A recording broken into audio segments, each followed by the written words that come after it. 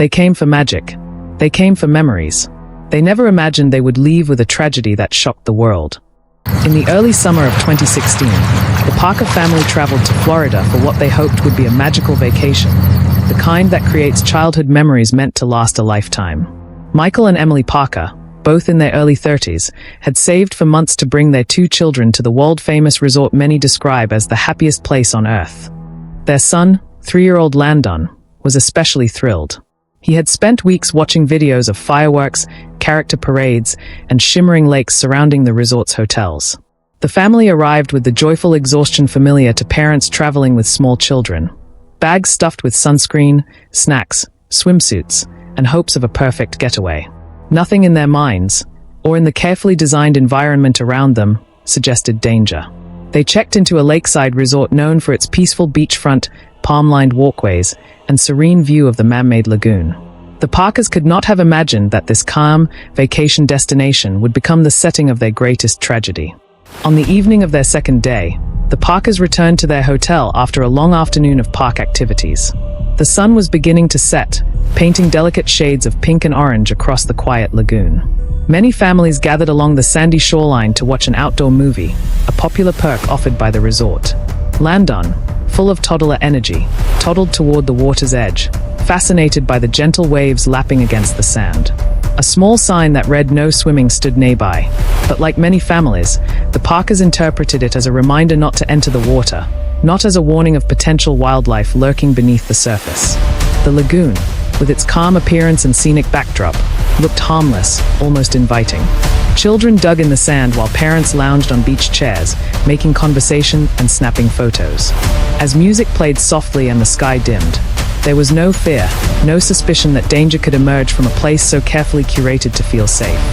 The atmosphere that night was peaceful, untroubled, and tragically deceiving. Michael Parker kept a close eye on Landon, who was now crouched near the shoreline splashing his hands in the shallow water. Emily stood a few feet away holding their baby daughter, enjoying the cooling breeze as fireworks from a nearby park faintly echoed in the distance. Moments like this, simple, calm, loving, were the reason they'd planned this vacation. They wanted to give Landon joyful experiences, to capture photos of his wonder-filled expressions, to feel the ease of a rare break from their busy routines back home. Other parents were doing the same, some watching the movie projected on the inflatable screen while others chatted quietly under the soft glow of lanterns. The lagoon looked like any artificial lake in a controlled resort environment. Its waters were smooth, its edges manicured, its setting deliberately designed to feel idyllic. There were no visible threats, no ripples signaling movement beneath the surface. The Parkers felt safe, unaware that an unseen predator was already closer than anyone imagined, silently navigating the murky water toward the shore. Alligators are native to Florida, especially common in lakes, ponds, and canals. But for visiting families unfamiliar with the state's wildlife, the idea that one might venture into a human-made lagoon at a major resort seemed unthinkable. The Parkers had no reason to associate danger with the setting. They knew nothing of past wildlife sightings or of the state's warnings about alligator activity during warmer months.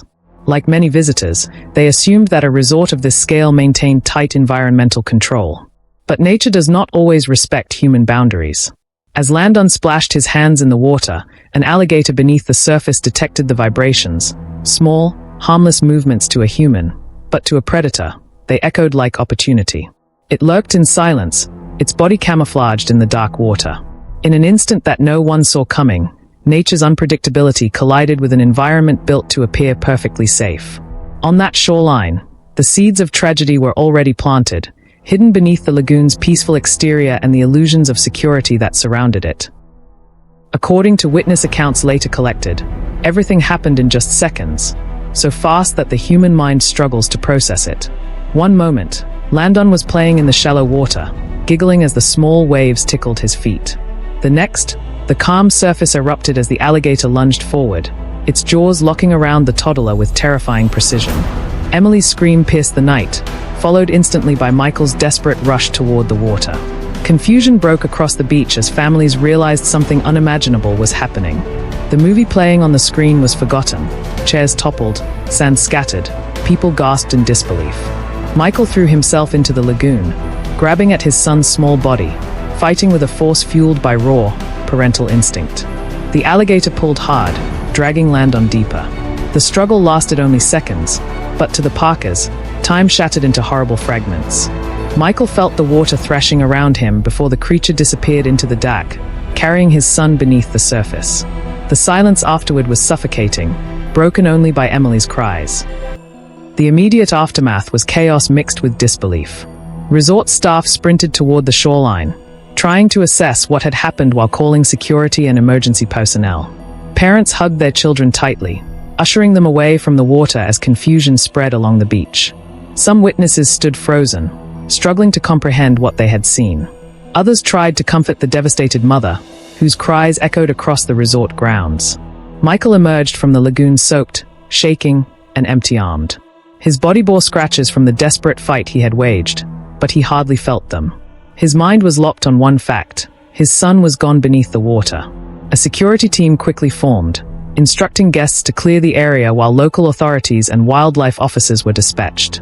Despite the urgency, the situation felt unreal, like a nightmare unfolding in a place intentionally crafted to shield families from anything frightening. But reality had shattered that illusion, leaving the Parkers in the center of an unimaginable crisis. As the search deepened, wildlife officers scanned the shoreline for signs of alligator activity: disturbed sand, tail marks, tracks leading into or out of the water. They found evidence confirming the predator was likely still in the lagoon. Trappers set lines and prepared baited hooks designed to safely capture large alligators. Meanwhile, divers entered the water, feeling ahead with their hands through thick vegetation and dark sediment.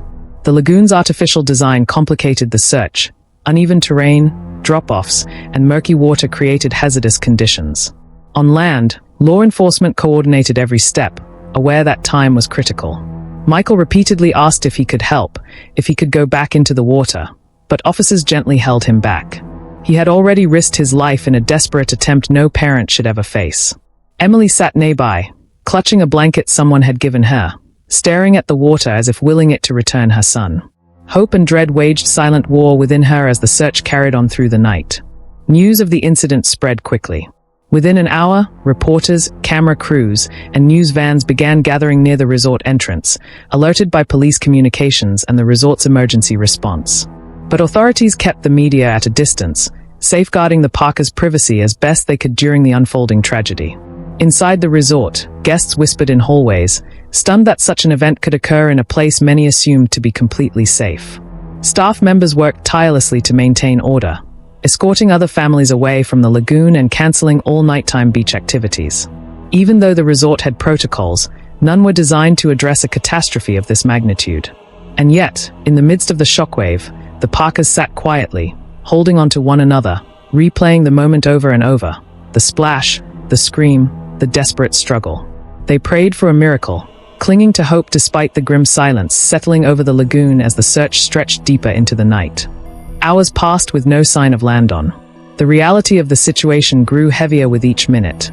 Wildlife experts advised that alligators rarely travel far after such an incident, meaning the creature was likely still within the lagoon's boundaries. This gave search teams direction but also confirmed the severity of what had occurred. By sunrise, boats continued to scan the water while additional officers arrived. Specialized equipment, including sonar and search dogs trained for water recovery, was brought in. Throughout the night, the Parkers had barely spoken. Exhaustion etched lines on their faces, but neither slept nor looked away from the lagoon. As daylight broke over the resort, casting golden reflections across the water, a chilling contrast formed between the peaceful scenery and the nightmare the family was enduring. The vacationers who had gathered there the night before had vanished, replaced by rescue crews and investigators determined to find answers.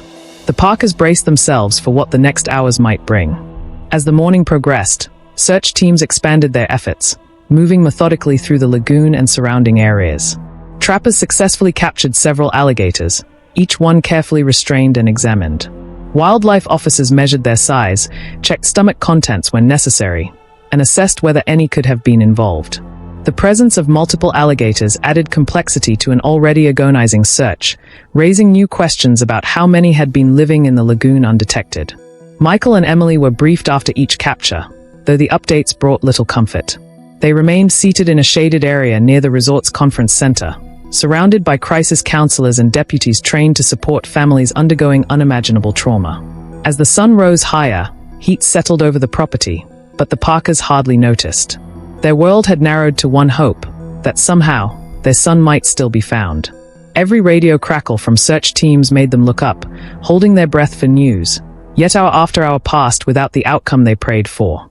Behind the scenes, resort executives worked closely with law enforcement, facilitating access to restricted areas, reviewing operational procedures, and supporting the search teams in any way possible. Internal discussions were intense and swift. Leaders questioned whether existing warning signs around the lagoon, simple no swimming notices, were clear enough to communicate the risks associated with local wildlife. Some staff members admitted they had seen alligators in the lagoon before, though no serious incidents had been reported. Meanwhile, law enforcement officials maintained focus on the search, refusing to consider anything beyond the immediate mission. Discussions about signage and safety protocols could wait. For now, every available resource was dedicated to finding Landon. News helicopters began circling overhead, prompting authorities to widen the perimeter to preserve the privacy of the grieving family.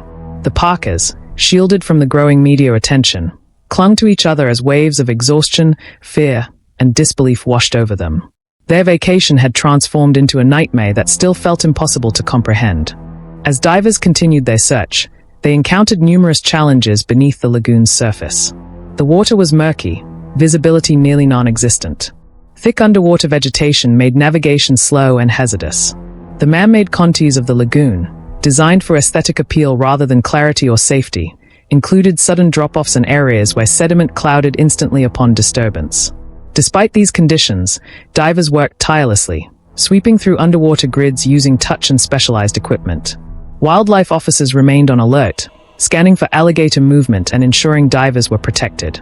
Search boats idled quietly, engines low, while handlers used long poles and infrared devices to monitor the water. The coordinated efforts resembled those of a major emergency operation, because that is exactly what it had become. Still, no sign of Landon emerged. Each passing hour grew heavier for the Parkers. They were surrounded by professionals doing everything possible, yet the silence of the lagoon whispered a truth they were not ready to face. Hope persisted, but it grew thinner as the search continued. Throughout the resort, staff members struggled to maintain normal operations. Guests awoke to whispers and news alerts on their phones, learning that a child had been pulled into the lagoon by an alligator. Many were shocked. Some expressed disbelief that such a thing could happen in such a carefully controlled environment. Employees at restaurants, transportation stations, and front desks fielded concerned questions with empathy and restraint, careful not to interfere with the ongoing investigation. Meanwhile, senior management met repeatedly to discuss immediate guest safety and long-term procedures. While the Parkers remained out of sight, their tragedy weighed heavily on everyone who worked there. Longtime employees, many of whom had spent years creating magical experiences for families, were heartbroken to learn that a family's dream vacation had turned so devastating. Some staff members who had been on duty the night before were given time away to cope with what they had witnessed. The resort, known for joy and celebration, now felt suspended in grief and uncertainty. Later that morning, officials initiated a more aggressive phase of the search. Additional alligator trappers arrived, along with specialized wildlife experts familiar with predator behavior in human-populated areas. Their goal was to identify, capture, and examine any alligator large enough to have been involved. Boats moved in a coordinated pattern, creating gentle ripples across the lagoon's surface. Onshore, investigators marked areas of interest, mapping out potential pathways the alligator could have taken. Despite the professional coordination, the emotional weight of the situation pressed on every participant. Search teams understood that this was not just another assignment, it was a mission filled with heartbreak. They knew that somewhere beneath the calm water was the answer the Parkers were waiting for, and the outcome would forever change their lives.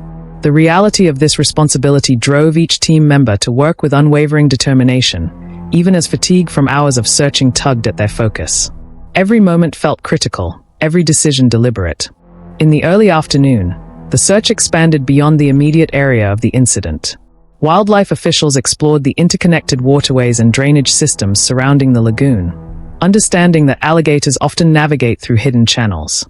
They examined nearby retention ponds and marsh-like areas, searching for any sign of movement or disturbance. At the same time, investigators continued interviewing witnesses who had been on the beach the night before. Parents described seeing Landon playing at the water's edge, unaware of any danger lurking below. Several recalled hearing a splash followed by screams, their confusion quickly giving way to horror.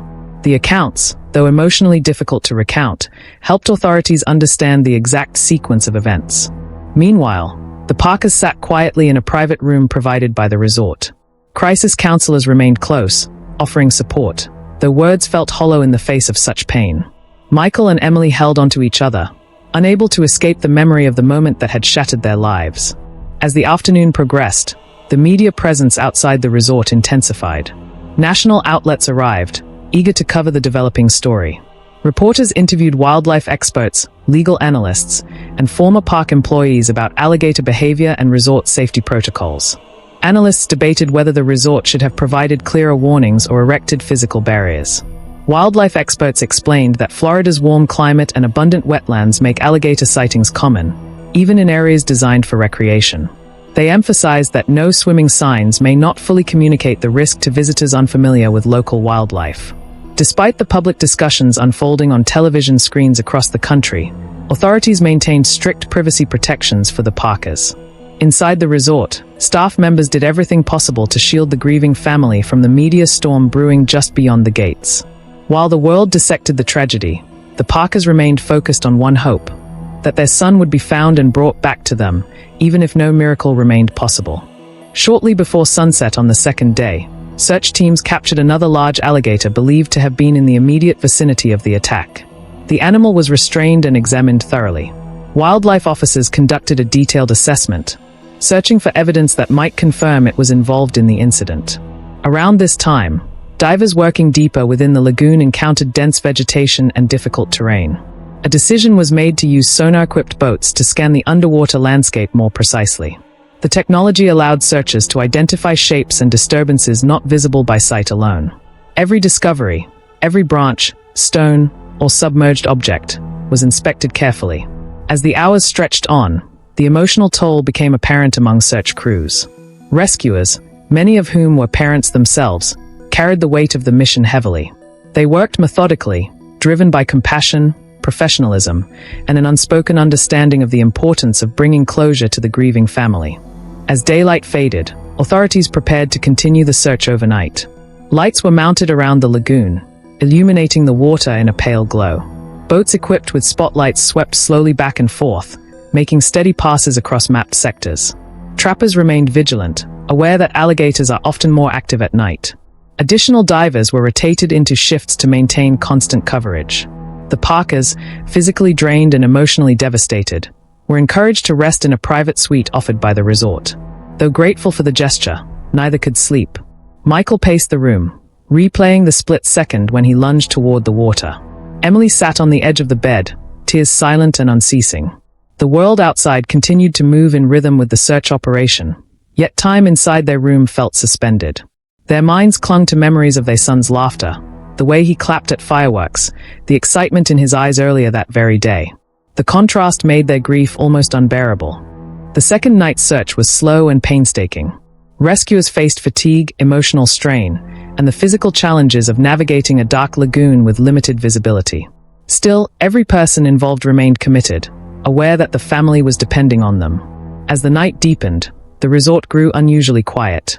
Guests stayed indoors, aware that a devastating event was unfolding nearby. Some prayed in their rooms, others whispered sympathies to staff members, and many hugged their own children a little tighter. The sense of sorrow was palpable. Near the lagoon, investigators monitored equipment, reviewed sonar readings, and communicated softly over radios. The search felt endless, but no one allowed themselves to give up. For the Parkers, the hours crawled by, each moment stretching beneath the weight of uncertainty. They understood, deep down, what the likely outcome would be, but the finality of accepting it remained out of reach. Hope flickered between them, fragile and fading, as the night slowly gave way to dawn once again. At sunrise on the third day, the search teams regrouped, reviewing the progress made overnight. Exhaustion clung to everyone involved, but the renewed daylight restored a sense of determination. Boats began scanning the lagoon once more. Divers entered the water with fresh focus, and wildlife officers maintained their positions along the shoreline. By this time, multiple alligators had been captured and examined, though none had yet provided definitive answers.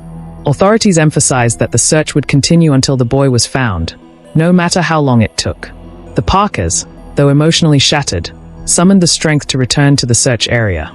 They stood quietly near the perimeter, holding hands, watching the determined crew's work. The rising sun shimmered off the lagoon, casting ripples of gold across the surface. The scene was heartbreakingly serene, a sharp contrast to the turmoil unfolding beneath. For Michael and Emily, each passing hour was a step closer to answers, but also a step deeper into the reality they feared most. Later that morning, a breakthrough occurred. Sonar readings captured an anomaly beneath the water near a dense patch of vegetation. Divers were deployed immediately, descending with caution through the murky depths. Minutes felt like lifetimes as authorities onshore watched, silent and tense. Then, one diver surfaced, signaling to the team. The lagoon fell into a hush as officials rushed to respond. The Parkers were quickly escorted away from the immediate area, shielded from what followed. Behind the perimeter, search teams worked solemnly to recover the small body that had been located. News of the discovery moved quietly among the crews. No celebratory tone accompanied the finding, only the heavy relief of bringing closure to a devastating search. As authorities confirmed that they had found the remains of young Landon Parker, a wave of sorrow spread through everyone present. The mission had reached its end, but the emotional toll would linger far beyond that moment. Silence enveloped the lagoon as the recovery was completed with utmost respect. Authorities met privately with Michael and Emily to deliver the news no parent should ever have to hear. Though they had braced themselves, the finality shattered what little strength remained within them. Their son, the little boy whose joy had filled their home, whose laughter had brightened their vacation just days before, was gone. Crisis counselors and law enforcement officers remained close, offering support as the parents processed the unimaginable. The resort, informed of the discovery, immediately implemented measures to protect the family's privacy, redirecting guests and staff from nearby pathways. Outside the resort, media outlets reported the confirmation with solemn tones, acknowledging that the search had ended in tragedy. Across the country, viewers mourned for a family they had never met. Within the resort walls, employees lowered their eyes and bowed their heads, aware that a heartbreaking chapter had just closed. The Parkers, though surrounded by compassion, felt alone in their grief, navigating a pain beyond words. In the days that followed, investigators focused on understanding exactly how the incident had occurred. Wildlife experts examined the captured alligators, assessing size, behavior, and stomach contents. Through this process, officials identified which alligator was responsible for the attack. They also evaluated how many alligators had been inhabiting the lagoon at the time and how they may have entered the artificial waterway. Meanwhile, resort officials cooperated fully, reviewing maintenance logs, wildlife reports, and safety procedures. The goal was not to assign blame, but to understand how to prevent such a tragedy from ever happening again. Experts from state wildlife agencies explained that alligator activity increases during warmer months and that the animals are often drawn to shallow water where prey, human or otherwise, creates vibrations. Their findings painted a clearer picture of the environment's hidden risks. The Parkers, though no longer involved in the investigative process, were kept informed of major developments, receiving updates with gratitude and quiet sorrow. The tragedy prompted immediate changes across the resort. Crews worked quickly to install new barriers along the lagoon's shoreline, creating physical separation between guests and the water. Fences, rock formations, and rope boundaries were constructed within days. Bright, unmistakable warning signs replaced the simple no-swimming notices, explicitly mentioning the presence of alligators and the dangers associated with natural wildlife. Beaches around the lagoon were closed indefinitely, and nighttime activities were suspended. Resort officials launched a comprehensive review of all water-adjacent areas, implementing stricter monitoring of wildlife and increased patrols. These new measures reflected a shift in understanding. Tranquility does not equate to safety, and nature's presence cannot be underestimated, even in controlled environments. Guests, though saddened by the tragedy, expressed appreciation for the resort's swift actions. Still, the changes served as a solemn reminder of the life lost, a reminder etched into the fabric of the resort's history and into the hearts of all who had witnessed the aftermath. Public response to the tragedy was immediate and widespread. Families across the country expressed heartbreak for the Parkers, recognizing how easily the same circumstances could have affected any visitor. Wildlife experts appeared on national broadcasts, explaining the behavior of alligators and offering guidance on staying safe in regions where such predators are common. Discussions also arose about the responsibility of major resorts to fully inform guests, especially those unfamiliar with local wildlife risks. While some argued that the rare nature of such incidents made them difficult to anticipate, others believed clearer warnings could save lives. Online forums, news comment sections, and community gatherings shared one consistent theme: empathy for the grieving family. Many parents held their children tighter, reminded of how quickly life can change. The tragedy sparked conversations about the balance between natural ecosystems and human recreation, a balance that, when not understood, can carry devastating consequences. In the weeks that followed, the Parkers returned home, supported by relatives, friends, and members of their community. The media respected their request for privacy, allowing them space to grieve away from public attention. Neighbors delivered meals, sent cards, and organized memorials honoring the joyful life of young Landon. His favorite toys, stories, and memories became cherished reminders of the love he brought to everyone around him. Though surrounded by support, Michael and Emily struggled to rebuild their shattered world. The images of the lagoon, the sound of the splash, and the helplessness of those few seconds haunted them daily. Counselors encouraged them to speak about their grief, reassuring them that healing would not follow a linear path. They clung to each other, finding strength in shared love and shared loss. Their community remained steadfast, offering compassion through every stage of their mourning. Months after the tragedy, the resort finalized additional long-term safety protocols. Wildlife monitoring increased dramatically, with trained personnel conducting routine surveys of all water features. Artificial waterways were redesigned to deter wildlife from entering, and vegetation around lagoons was trimmed to remove hiding places for predators.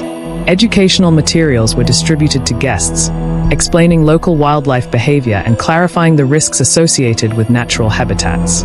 These measures, though implemented too late to save Landon, reflected a commitment to protecting future visitors.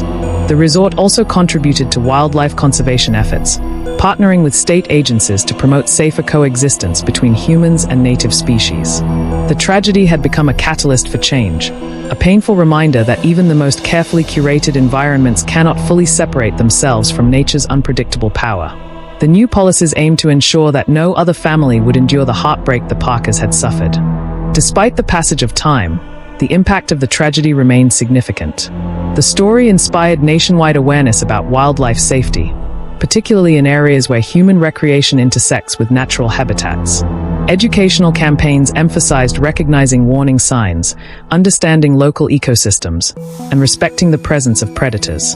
In Florida, additional safety measures were adopted in public parks, hotels, and residential communities. The incident also influenced how other tourist destinations reviewed their existing protocols, leading to broader reassessments of environmental management and guest safety.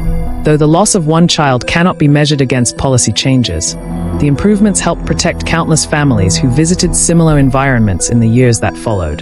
For many, Landon's story became a symbol of the importance of vigilance, communication, and proactive safety measures. The legacy of the tragedy extended beyond grief. It prompted action, awareness, and a commitment to preventing future heartbreak. For the Parker family, healing was a long, winding journey without clear milestones. Some days brought moments of peace as they remembered the joy their son brought into their lives, his curiosity, his playful spirit, his laughter echoing through their home. Other days were heavy with sorrow, resurfacing memories of the lagoon and the unimaginable seconds that changed everything.